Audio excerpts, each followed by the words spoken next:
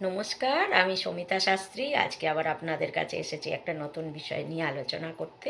খুবই গুরুত্বপূর্ণ এবং দরকারি বিষয়, যেটা আপনাদের দৈনন্দিন জীবনে আপনারা করতে পারেন। করলে এতে আপনাদের উপকারই হবে, অপকার হবার কোনো চান্স নেই।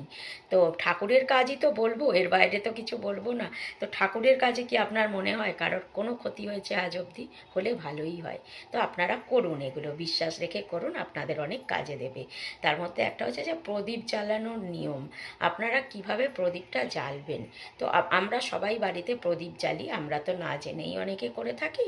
তো বাড়িতে যখন আপনারা প্রদীপ জ্বালবেন, ঘিয়ের প্রদীপই হোক আর সর্ষের তেলের প্রদীপই হোক, কিছু নিয়ম আছে।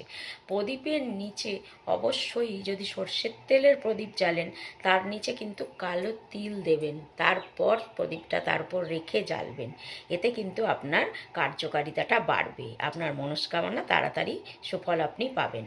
আর যদি ঘিয়ের প্রদীপ জ্বালেন, তাহলে তার নিচে আপনারা আতপ চাল অল্প একটু দেবেন, নয়তো গম দেবেন, নয়তো ধান দেবেন, অল্প একটু দিয়ে তার উপর প্রদীপ রেখে তারপর সেই প্রদীপটা জ্বালবেন।